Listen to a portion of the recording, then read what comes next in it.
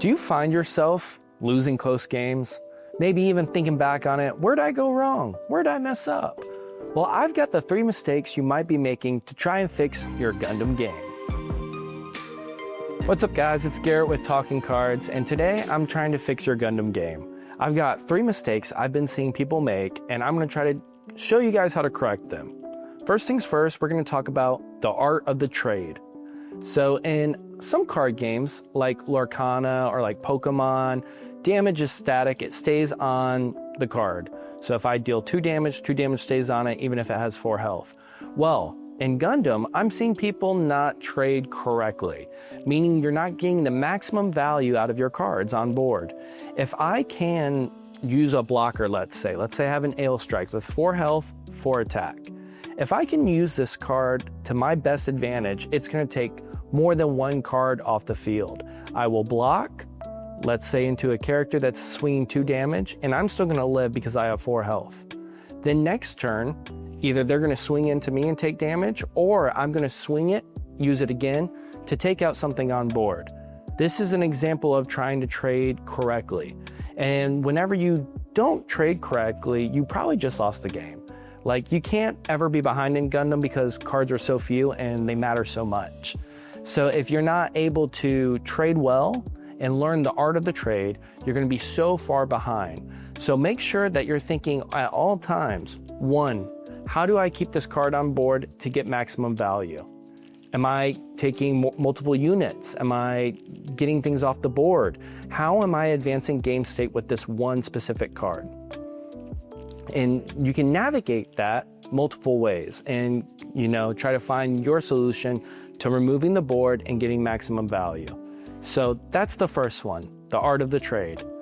Second, knowing when to swing at shields. I see people mess this up so much, and it's one of the biggest mistakes you can make in the game. I don't know how many times I'll be playing on the sim, and people will swing at my shields even though they can't win that turn. They're not really putting themselves in a winning position either, yet they're risking giving me a card through burst mechanics, or a pilot that I desperately need, and then they lose on the crackback.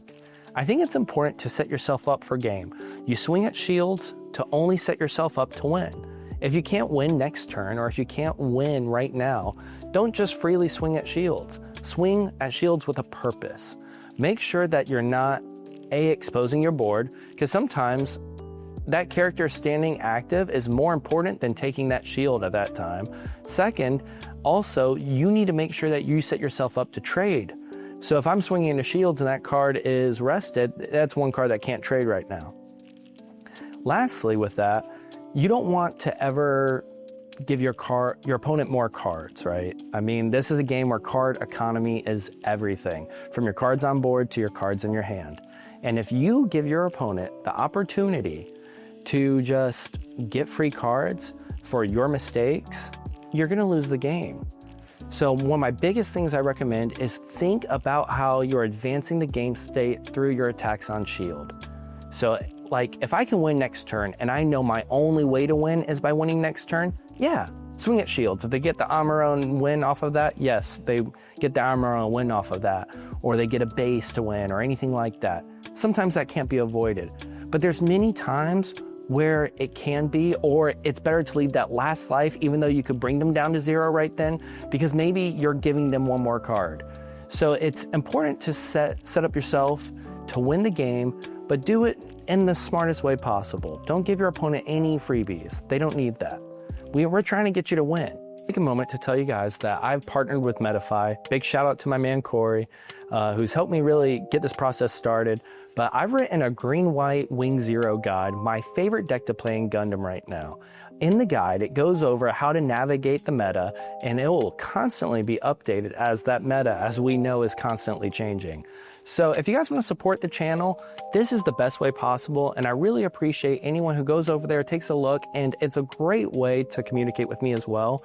If you see something in the guide you have questions on, anything like that, feel free to ask. I'm here for y'all, and I'm trying to really build a fun community for us all, because this game is so much fun. So if you go over there, check it out. If not, no worries. I'm going to keep posting great YouTube content for you guys to try to up your game. And lastly, point 3, the Mulligan. Mulliganing in card games is an art.